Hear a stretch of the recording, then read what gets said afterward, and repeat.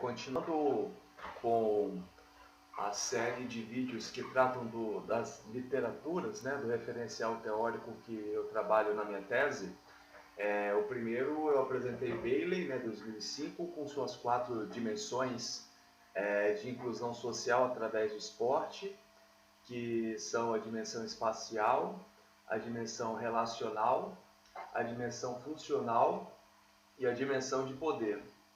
E essas 4 dimensões foram categorizadas utilizando como referência, uma das referências que foram utilizadas para a construção dessas 4 categorias foi esse artigo, né, de Peter Donnelly, de 1996, publicado no periódico Quest, que fala das aproximações à desigualdade social, né, na sociologia do esporte. Peter Donnelly, ele fala aí que o esporte, pela sua natureza, ele produz e revela desigualdades, no termos, né, principalmente da performance atlética e física. Em termos sociais, entretanto, o esporte geralmente produz ou tem sido considerado como um grande nivelador social, né? E, no caso, o artigo dele considera que a produção e a reprodução da desigualdade social no esporte é fundada no desenvolvimento de ideias e na pesquisa sobre a desigualdade na sociologia do esporte. Especificamente, a desigualdade do esporte é considerada os estudos, né, na área da desigualdade do esporte, da sociologia do esporte, são considerados nos termos da progressão da reflexão para a reprodução, para enfim chegar à resistência, e a progressão também das análises, né, dos níveis de análise da categórica para a distributiva até a relacional. E no caso, o artigo conclui com considerações, né, sobre formas como o esporte pode ser envolvido na produção de igualdade social, equalidade, né? Como o esporte pode fazer que as relações sociais sejam mais equitativas. Ele oferece algumas sugestões. Ao passo que o artigo do Bailey, de 2005, ele fornece categorias com algumas pistas, né, com algumas formas como isso pode acontecer. O artigo do Donnelly ele vai um pouquinho mais a fundo nessa questão. Ele inicia falando aí sobre um referencial teórico também que vai ser importante para a nossa tese, porque a gente trata no nosso trabalho, além do projeto esportivo de caráter social, que é um conceito que a gente também vai trabalhar à frente, também trata da educação olímpica, que é um termo que foi cunhado por Norbert Miller, né? Não foi cunhado por Pierre de Coubertin, mas é baseado no pensamento do pedagogo, né? do diplomata Barão Pierre de Coubertin, o francês, né? Que ficou encantado com o esporte, a emoção do esporte que era produzida na Inglaterra, e com os achados, né, da relação dos valores com o esporte que foi conhecido, né, na descoberta do sítio arqueológico da cidade de Olímpia, na Grécia, né? Então ele pegou esses Jogos Olímpicos da Antiguidade e os revisitou, né? Os remodelou para formar os Jogos modernos, também pensando em trazer as conquistas atléticas relacionadas a valores, ok? Então ele trata aí, citando Pierre de Coubertin, que o Pierre de Coubertin considerava o esporte olímpico como uma democracia de habilidades. Quando a gente fala de Pierre de Coubertin, não fugindo do artigo, mas não fugindo da tese, tem muitas falas que a gente pode considerar, sim, anacrônicas, se a gente for fazer uma análise histórica, mas fazendo uma análise crítica social, sim, a gente tem que reconhecer que as falas não cabem mais nos dias atuais. No período dele, o trabalho que ele teve que fazer de reunir federações de diversas modalidades esportivas, de diversos países, de diversos continentes do mundo, refletiam o espírito daquela época. Então, o Pierre de Coubertin é considerado machista, racista, entre outras várias acusações que recaem sobre ele.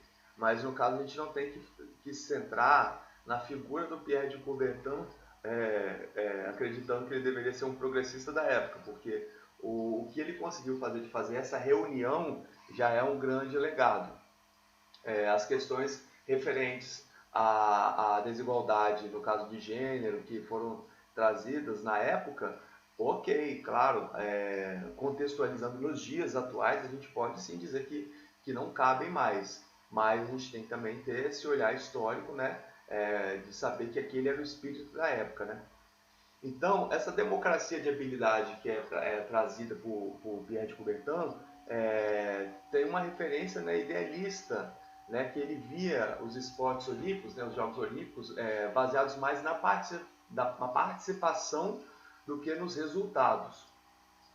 Entretanto, se a democracia é considerada como uma condição social para a equidade, então a condição de ter alguém selecionado como um atleta olímpico aparentemente faria que ele seria igual entre outros colegas que também seriam atletas olímpicos. Porém, uma visão mais realista, a gente pode reconhecer que não somente, né, os atletas olímpicos já fazem parte de uma elite, né, de um grupo seleto, no termos tanto das questões atléticas com características físicas, como também o propósito inteiro, né, das Olimpíadas, né, dos Jogos Olímpicos, na verdade, de outros esportes competitivos, é realmente revelar as desigualdades entre esses atletas e, no caso, ranqueá-los, né, no termos de capacidade atlética e física, né. Então, a gente pode ver que a educação olímpica em si tenta trazer valores. Entretanto, quando a gente fala de esporte competitivo, a intenção do esporte competitivo é ranquear, criar uma avaliação para demonstrar quem é o primeiro, quem é o segundo, quem é o terceiro, quem vai ganhar medalha e quem não vai. Existem valores por trás? Ok, sim, mas o objetivo final, nesse sentido de um esporte competitivo, é fazer essa demonstração de quem está à frente e quem está atrás, ok? Então ele começa a falar a revolução, né? a evolução do pensamento. Mais uma vez, né, como a gente viu no artigo anterior do Bailey, o Bailey utilizou, né, o Bourdieu para poder, principalmente o conceito de capital social de Bourdieu, para poder basear o seu pensamento. Então a gente vê que como o Bailey se baseou também no Donnelly, o Donnelly também pegou parte do seu pensamento em Bourdieu. E no caso Bourdieu, o conceito que o Donnelly trouxe de Bourdieu foi o conceito de reprodução, ok? Foi o conceito de reprodução, que ele traz aí, mostrando aí que vem de Bourdieu e Passeron, de 1977, né? Então, inicialmente, a reflexão seria uma visão um pouquinho mais passiva da tese, né? Que o esporte é simplesmente um espelho ou um microcosmo da sociedade. Foi muito popular na década de 60 e 70 no desenvolvimento inicial, né, da sociologia do esporte. E ainda, né, é reiterado em alguns livros, alguns textos mais atuais. Ele fala que a tese da reflexão é conectada com o funcionalismo estrutural, né, que é bem predominante naquela época na sociologia norte-americana, né, do esporte. Então, no caso, o funcionalismo, né, e as variantes funcionais estruturais são uma presunção que é feito que o esporte simplesmente reflete a sociedade. Seria algo axiomático que as estruturas materiais e as dimensões ideológicas da sociedade e aquelas do esporte de alguma forma são correspondentes. A reflexão seria um espelho ou microcosmo da sociedade.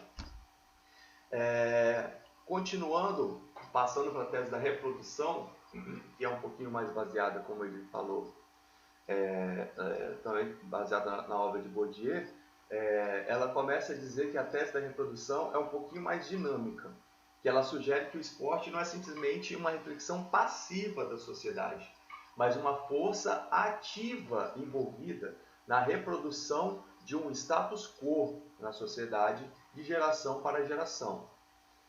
Então, na reflexão demonstra um processo cristalizado. Nessa indica que é uma força dinâmica. Não é algo que já é dado, como na reflexão. É algo que é reproduzido. Geração em geração vai trazendo um status quo e vai mantendo determinadas características.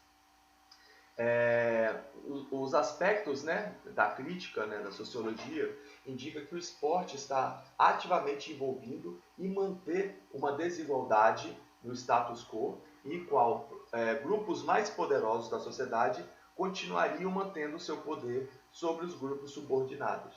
Entendeu? Não seria algo dado, mas é algo reproduzido, é algo que vem de geração a geração sendo passada, sendo reproduzida. Essa reflexão, né, a tese da reflexão, continua a ser proeminente durante os anos 70 e ela também pode ser utilizada para caracterizar o pensamento funcionalista, na qual o esporte parece envolver um papel ativo através do processo de socialização, contribuindo para o sistema social, e a gente precisa de uma adaptação, integração e atingimento de objetivos, uma manutenção de padrões e um gerenciamento de tensões. Todas essas características são referentes, né, à manutenção de um status quo para manter uma ordem social. Então, essa tese da reprodução diz que o esporte é uma das ferramentas para manter essa dinâmica da sociedade. Já a tese da resistência mostra um ponto de virada, né, na sociologia norte-americana do esporte. É considerada uma sofisticação teórica, né? Ele começa tratando de como se deu, né, quais foram as faculdades que surgiram o pensamento, como foram as discussões, a questão da crítica feminista do esporte também, que foi muito importante para a construção da tese da resistência, né? E nesse tempo, né, a tese da reprodução estava começando a ser mais aparente e começamos, na tese da resistência, a ver que indivíduos, as teses que viam que os indivíduos eram simplesmente agentes passivos, mas não cabiam mais, mas sim eles seriam sujeitos ativos e não haveria simplesmente um processo de mão única.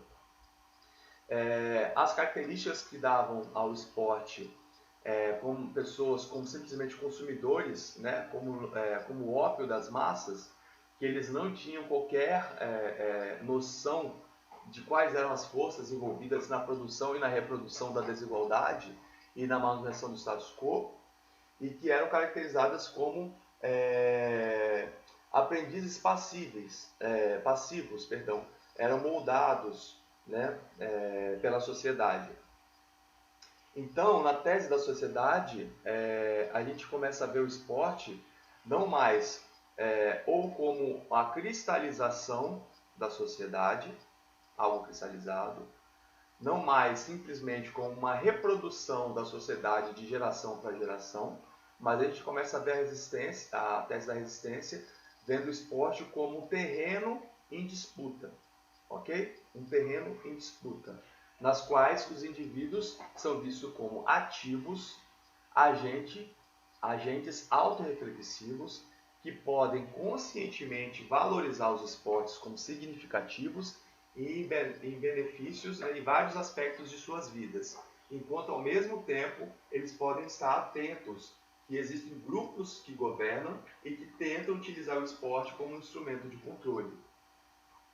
Eles podem também ter a capacidade de mudar as condições nas quais eles praticam o esporte e reconhecer e mudar as condições que mantêm esse status subordinado.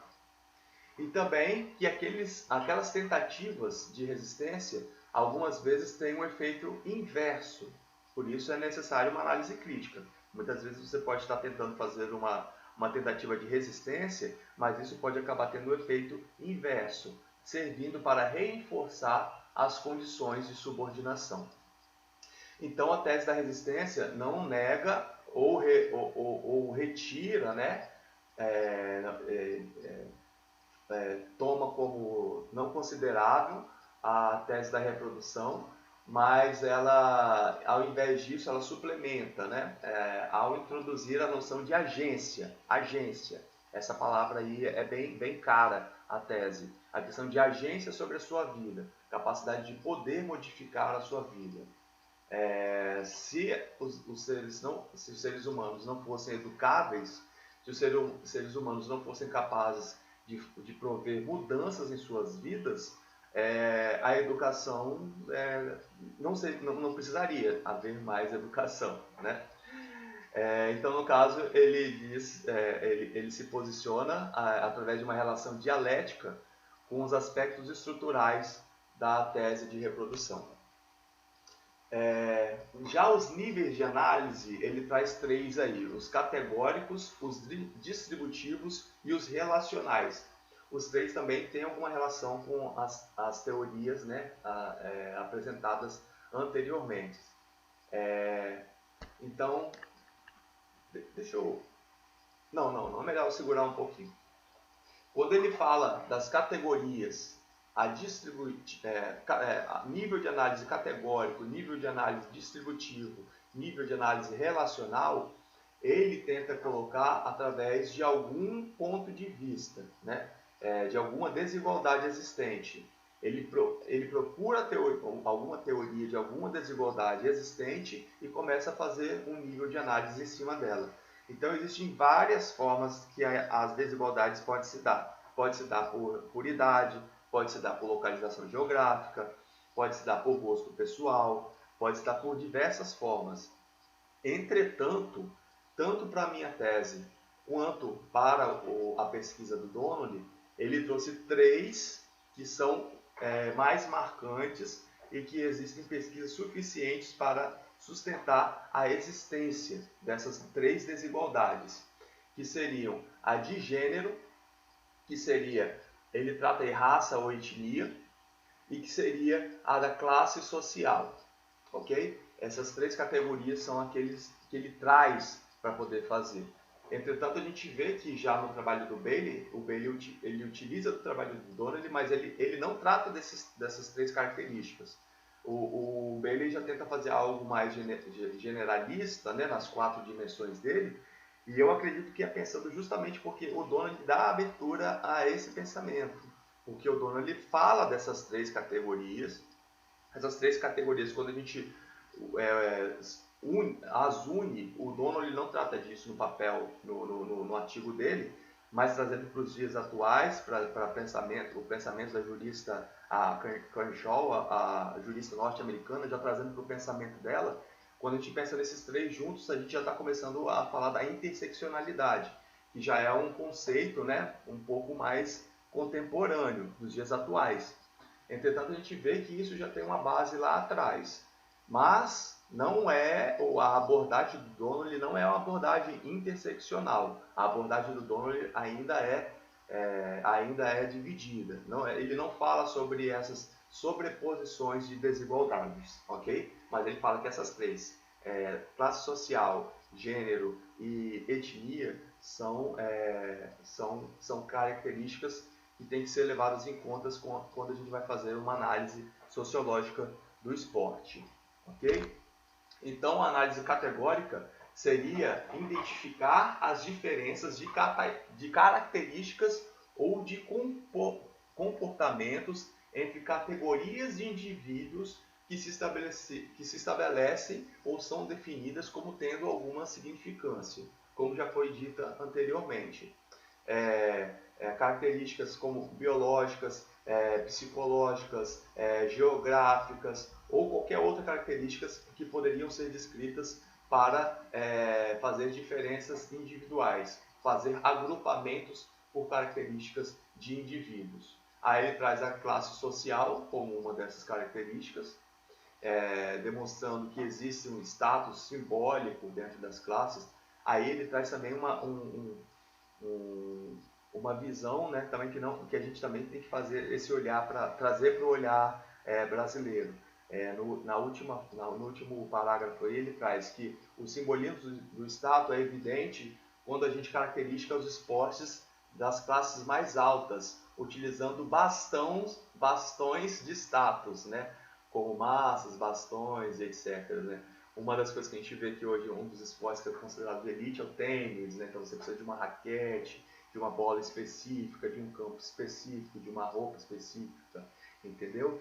Então, da classe média alta tem um grande interesse em esportes da natureza. A classe média baixa teria interesse em esportes que usam alvos, redes e bolas, segundo o pensamento dele, para aquela realidade. E para as classes mais baixas, haveria um envolvimento dos indivíduos em esportes de contato. Ok? Esses são os pensamentos dele para este período. Então aí ele começa a trazer as características de gênero, falando que as pesquisas, né, das descobertas, que ele coloca até entre aspas, das ciências daquela época, traziam características biológicas e psicológicas que justificariam a diferença entre os gêneros, né? Dizendo que mulheres, né, no caso, que tinham algumas características vitoriosas, exitosas em algumas modalidades esportivas, poderiam ser atribuídas à sua masculinidade. E a partir daí já resultavam ideias concernentes à orientação sexual de atletas femininas. Ok? Então passa por aí essa questão da categorização. Na questão da etnia já teria um efeito inverso ao do feminino. Porque se algumas mulheres tinham dificuldades nos esportes e eram consideradas, que elas deveriam ser consideradas como submissas por terem performance negativa, uma performance inferior à dos homens brancos de elite, ricos, heterossexuais, cis, etc. da época, na questão da etnia, os atletas negros, por presumivelmente terem facilidades em algumas modalidades, pelos seus aspectos físicos e psicológicos dentro de algumas modalidades, eles também deveriam ficar em um segundo plano, porque eles tinham uma facilidade, isso era algo, facilidade biológico e psicológico dado, e isso contrastava com o trabalho duro e com a inteligência dos atletas homens brancos da elite. Então a gente vê que as categorizações não são categorizações soltas, são caracterizações tendo algum referencial. A gente consegue começar a ver o desenho? Então, dentro da análise distributiva, a gente começou a perceber que não eram características estanques, mas que existiam a distribuição de oportunidades, né, entre categorias individuais. Existiriam oportunidades disponíveis, mais oportunidades ou menos oportunidades para diferentes categorias individuais. Então as categorias novamente não estavam dadas e não eram fragmentadas. Elas, dentro de cada uma, quando a gente analisava homem e mulher, quando a gente analisava branco ou negro, quando a gente analisava rico ou pobre, quando a gente analisava novo ou velho, e todas as outras caracterizações que podem ser realizadas dentro desse exercício, pessoas com deficiência, pessoas sem deficiência, e segue.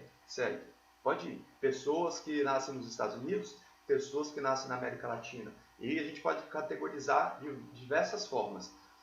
O problema não está na categorização e na cristalização do dado.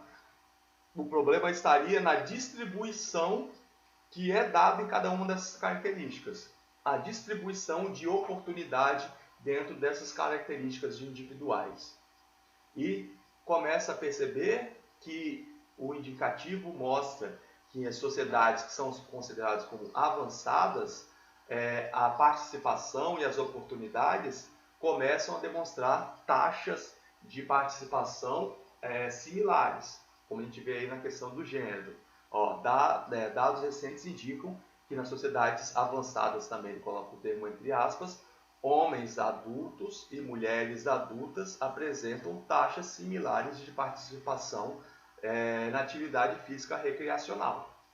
Ok? Então a gente começa a ver. Mas, entretanto, quando a gente vê nos esportes competitivos, as posições de jovens bem educados, brancos, homens que pertencem a classes mais altas, no caso, né? Eles continuam recebendo salários mais altos e acabam ocupando as categorias profissionais e de gerência com mais facilidade do que as mulheres, mesmo nessas sociedades que são consideradas, entre aspas, avançadas. Então, partindo da distributiva, a gente começa a ver que a questão não é só dada, que a questão também da distribuição também não é uma coisa só dada, mas que isso vem de uma relação, ok? É de uma relação, a gente começa a ver um marco.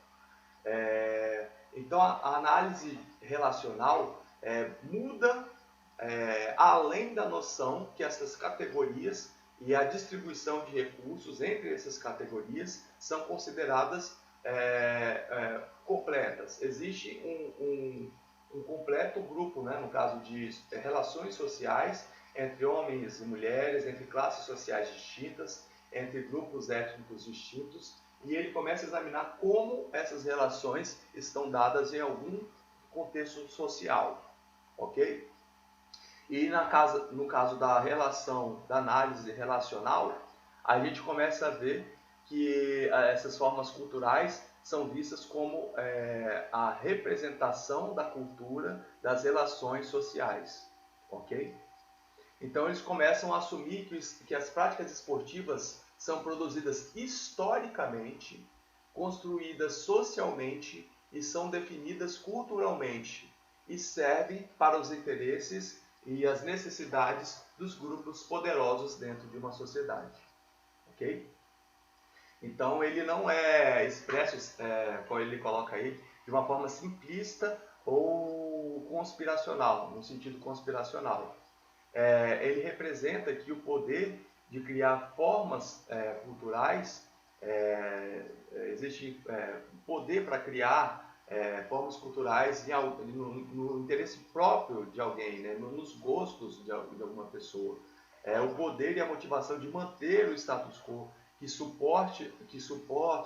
que mantenha o privilégio de algumas pessoas, o poder de fazer como a hegemonia, ele coloca o sentido gramsciano, né? A hegemonia no sentido gramsciano.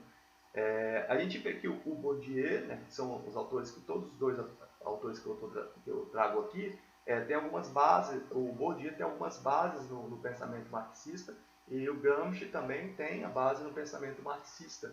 E aí o conceito de hegemonia dele parece ser como algo natural para o dominado, ok? Ele se dá, um processo de apagamento, de esquecimento histórico tão grande que também a gente pode remeter ao conceito de colonização, que a partir desse esquecimento, com o tempo, essas relações naturais começam a aparecer como coisas naturais também. Então é normal ser dominado. Então, o nível de análise relacional compreende como essa hegemonia é negociada e como ela é contestada, né? Como ela é disputada, e é crucial nessa análise relacional, ok? E a hegemonia não é nunca total ou exclusiva. E puxando para aquela ideia nossa do conceito de agência, então quer dizer, significa que existem formas de modificação. Então ele começa a trazer as questões da análise relacional, a questão da democratização e a questão da resistência. fazendo uma união entre os três, ok? Entre os três, dizendo que é necessário que a gente faça uma análise relacional na sociologia do esporte, que a gente democratize o esporte como solução, uma forma de solução, e forneça uma resistência àquelas relações, àquela distribuição que já é dada, ok? Então, só para poder mostrar como evolui a tese dele. E ele mostra aí novamente as três classes que ele trabalha bem, que é a classe social. Há a diferença, né, da superioridade física para uma superioridade social, né? Quem tem uma superioridade física tem uma superioridade social para aqueles que estão originados numa classe social subordinada. Já na questão do gênero, uma inferioridade física significa uma inferioridade social para as mulheres.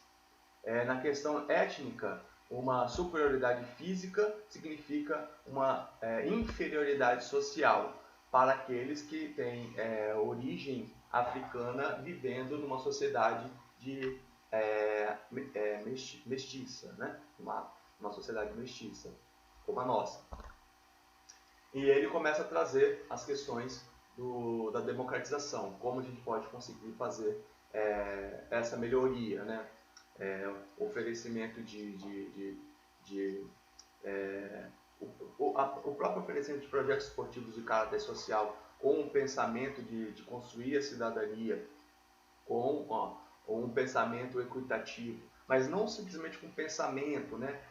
um propósito inicial, mas construindo diagnóstico, construindo avaliações formativas e tentando, como é o caso da nossa tese, ver com os egressos depois quais foram as mudanças que ocorreram, tanto nas suas vidas como na comunidade nas quais eles estão inseridos, né? A percepção que eles têm dessas modificações. Então ele traz aí dizendo que o esporte geralmente tem sido responsável por quebrar linhas de classes sociais, barreiras étnicas e estereótipos de papéis de papéis sexuais, no caso de gênero, né? Ele coloca sexual, né? Tá. A gente pode pensar de gênero, etc. Então existem vários estereótipos que o esporte traz para a discussão. O esporte geralmente é visto como um denominador comum para os membros de classes sociais diferentes, que eles podem usar o esporte como um foco para conversar, né, ou para se reunir, ou para participar, ou para apoiar, torcer por um time esportivo. Assim, os membros de classes sociais diferentes podem se unir por causa do esporte. Então, o esporte tem desempenhado um papel, né, importantíssimo na vida americana e na assimilação de raças diferentes e de minorias na cultura americana. E ele traz aí também um pensamento, né, que a liberação feminina também está ligada ao esporte. A gente pode dizer que isso, em partes, pode ser real, mas que esse terreno em disputa, né, esse contested terrain, né, esse terreno em disputa, ainda tem uma disputa longa a ser travada. Então ele começa a trazer diversas formas de democratização do esporte, como mesmo eu falei, projetos sociais, políticas públicas e por aí vai. Ele começa a falar do culturalismo versus o estruturalismo, para poder tratar da resistência, né, da teoria da resistência, e começa a mostrar conceitos também de Bourdieu, como o Bourdieu trata aí do conceito dele de hábitos, né, que hábitos como determinante do gosto, do estilo de vida e das escolhas de consumo, ok? E isso reflete no esporte. Ele começa a falar da comercialização do esporte, do envolvimento do governo do esporte e das instituições educacionais. Na comercialização do esporte, a gente começa a ver que o dinheiro, apesar de pertencer tradicionalmente a determinadas classes sociais, a determinado gênero, a determinadas categorias, a priori, para o mercado, é interessante ir produzindo demandas de consumo para todas as classes em geral, para gerar economia. O sistema capitalista funciona dessa forma. Então, quando a gente vê muitas ações, inclusão feminina no esporte, excelente do ponto de vista da melhoria das mulheres na participação, mas não podemos ser ingênuos de pensar que também não há interesse capitalista nessa participação. Então, existe a questão da democratização da participação, justamente pela sociedade se tornar mais aberta, e a democratização da participação porque o comércio precisa ganhar dinheiro em cima também dessas pessoas. O envolvimento governamental também tem dois pontos aí. Existem políticas públicas também de garantias de direitos sociais, como a nossa Constituição brasileira, existem garantias de direito ao esporte, ao lazer, à saúde, à cultura, à educação e por aí vai. Então, existem políticas públicas progressistas voltadas para essas pautas, que no caso do esporte tem um papel importante, mas também existem políticas públicas governamentais que tentam utilizar o esporte como uma forma de publicidade do seu regime, da sua ideologia, como a Alemanha nazista utilizou, como diversos estados comunistas utilizaram, e como a ditadura brasileira utilizou, e por aí vai, ok? Então, quando a gente fala também de envolvimento governamental, a gente tem que ver os dois lados. Não ser ingênuos de achar que é só um ou só outro. Tentar ver os dois lados. Instituição educacional, a mesma coisa. Você falar que esporte educa é maravilhoso, mas educa para quê? Para onde? Para qual finalidade? E é por aí que perpassa toda essa tese. A título de conclusão, ele mostra, não vou me aprofundar porque a gente já conseguiu discutir bastante, ele mostra ali os movimentos sociais, né? Os projetos esportivos de caráter social podem ser movimentos sociais. No caso da nossa tese, a gente estuda uma relação público-privada que existe, trazendo um referencial pedagógico internacional, que é a educação olímpica, contextualizado no ambiente brasileiro, mais especificamente aqui da nossa região. Então, a conclusão que ele coloca é que o esporte não é algo estático, não é simplesmente um microcosmo da sociedade, mas que sim que é um contested terrain, é um terreno de disputa. Então, a cada dia podem ser feitas pequenas mudanças em prol de transformar o esporte para algo mais equitativo ou, como a gente vê em algumas pautas, qual a palavra que eu posso utilizar aqui? Bem, enfim, a gente sabe é tão triste, né? A gente viver num período que não precisa nem utilizar a palavra para a gente poder saber do que a gente está falando. Algumas pautas que estão querendo um regresso de políticas que foram construídas em décadas e décadas de luta, ok? Então, o esporte é visto como um terreno em disputa. Aí, as referências, ele traz várias, eu só coloquei aí para vocês verem que ele também traz Bourdieu mais uma vez, e o Bourdieu também bebe de Marx, fala aí de esporte, classe social, a distinção, a crítica social ao julgamento do gosto, também de Bourdieu, reprodução na educação, na sociedade, na cultura, ok? São as obras que ele traz do pensamento de Bourdieu. Aí tem uma parte da minha tese, que eu utilizo esse pensamento do Donnelly, e no final a relação com as 4 categorias, né? A dimensão espacial, que seria a diminuição das distâncias sociais e econômicas, que o esporte pode promover. No âmbito da dimensão relacional, que é o sentimento de pertencimento e aceitação social, que o esporte também pode promover. No âmbito da dimensão funcional, que é a ampliação de conhecimentos, habilidades e capacidade de compreender fenômenos, que o esporte também pode oferecer. E na dimensão de poder, que é converter-se em um cidadão ou cidadã consciente da sociedade que vive, ter poder e capacidade para opinar sobre ela e mudá-la, assumindo o lugar de controle, né? Mudando o locus de controle. Também o esporte pode trazer isso. E aí, para finalizar, as três características principais que o Donnelly traz, a questão da etnia, como a gente pode fazer análises étnicas no esporte, a questão de gênero, como a gente pode fazer análises de gênero no esporte, e a questão da classe social, como a gente pode fazer análise da classe social no esporte. O primeiro a gente sabe aí, que é o Jesse Owens, na Olimpíada da Alemanha nazista. A segunda é a jogadora Marta, que apesar de ser a atleta do futebol, que é o maior esporte do mundo, que é o maior esporte do Brasil e é a maior vitoriosa dentro do esporte, por ser mulher, ela é desconsiderada em várias situações.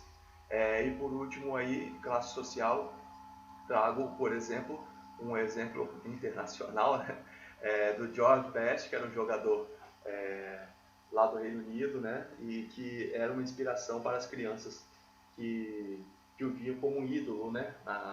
Numa Irlanda do Norte que estava sendo destruída por uma guerra que era político-religiosa. Espero que nosso país não caminhe para essa direção também. Eu tive a oportunidade de viver lá por um ano e vi as marcas que um conflito dessa natureza deixa e que está se desenhando aqui no nosso país, infelizmente. E todas essas três características, entre outras, pode se relacionar com um dos temas educacionais do olimpismo, que é esse que está em cima aí, que é o respeito pelos outros. Quando os jovens que vivem em um mundo multicultural aprendem a aceitar e respeitar a diversidade e praticam um comportamento pessoal pacífico, promove a paz e compreensão internacional. E como eu disse na fala no vídeo anterior do Bailey, também já revelando respostas da tese, um dos participantes também disse isso, que leu a cartilha, leu os valores e achou muito bonito. Mas não adianta de nada esse texto bonito aí, se não a prática. Na educação física não adianta nada você ler sobre algo, educação física não, perdão, na educação em geral. Não adianta nada você ler sobre algo se você não praticar esse algo. Vindo para a área fisiológica, não adianta nada você ler como praticar um exercício de elevação lateral, utilizando halteres para trabalhar o seu deltoide, se você não o faz por constância. Se você não fizer, o seu deltoide não vai ser desenvolvido. A mesma coisa, não adianta nada você ler sobre respeito pelos outros se você não pratica o respeito pelos outros. Se essa prática não se realiza, então não há respeito pelos outros e a gente não pode dizer que é uma sociedade respeitosa. E entendendo o esporte como um terreno em disputa, se você está sendo desrespeitado, você tem todo o direito de exigir seu respeito dentro desse local ou em qualquer processo educativo. Esse foi mais um vídeo. O próximo, eu vou ver aqui ainda. Eu acho que eu vou trabalhar os conceitos que o Goff Nichols trouxe, tá? Destrinchar os conceitos do Goff Nichols. Muito obrigado.